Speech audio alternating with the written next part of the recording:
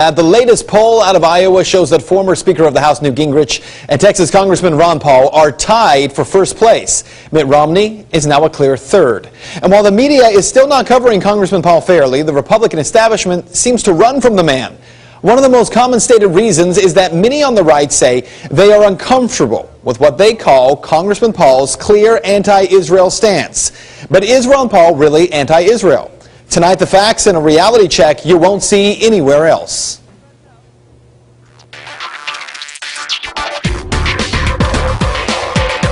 So how real is the concern over Congressman Ron Paul's position on Israel? Real enough that the Republican Jewish Coalition last week told the congressman that he was not invited to speak at a candidates forum, even though every other Republican candidate was invited. The same group also banned the congressman from speaking in 2007 as well. Now, let me just say that a private organization, the Republican Jewish Coalition, doesn't have to invite anyone. But what reason did the RJC give for excluding Paul? Well, they cited his, quote, misguided and extreme views on Israel. Tonight, we're going to take a look at 3 of those views. Now, there is plenty on the internet about Ron Paul's beliefs, but most of that has been debunked. Instead of using conjecture, tonight I'm looking at actual statements the congressman has made. Let's begin with the criticism of it's all Israel's fault, the idea that Ron Paul blames Israel for terror waged against it. Here's a video clip that reportedly proves it.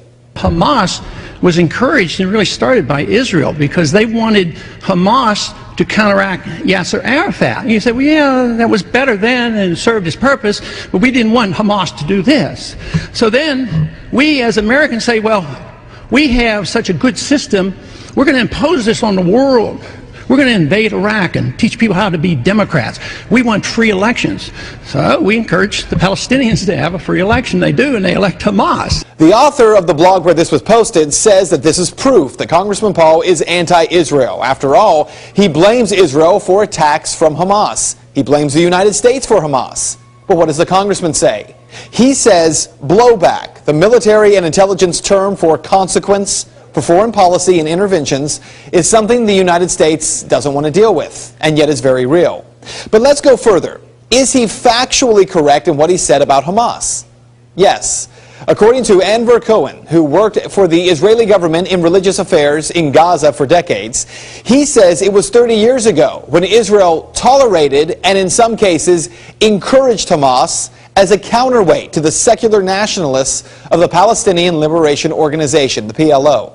So, it would be incorrect to say that Congressman Paul is blaming Israel for bombings by Hamas. Rather, his position appears to be warning about the consequence of blowback in both American and Israeli foreign policy. Which brings us to the second issue. Clearly, Ron Paul is anti-Israel, detractors say. After all, he wants to deny Israel foreign aid.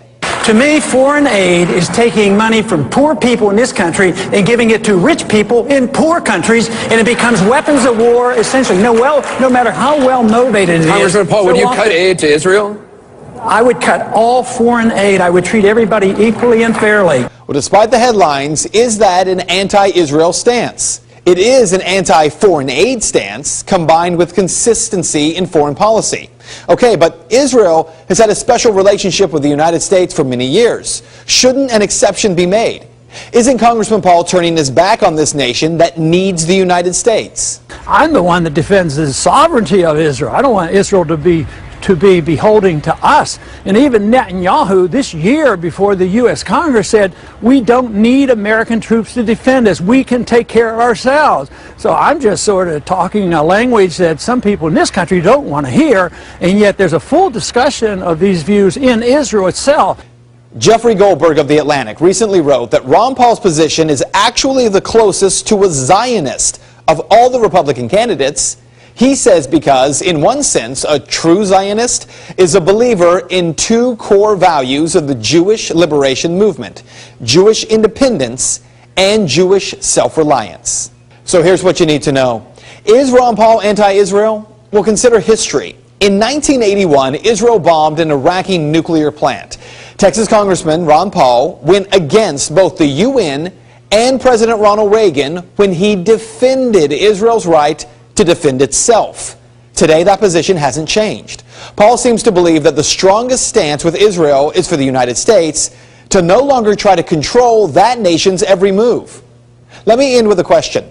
If today Israel decided that it must launch an attack on Iran to protect its own people, which Republican candidate, aside from Ron Paul, would support that move without Israel, who is a sovereign nation, first receiving U.S. approval?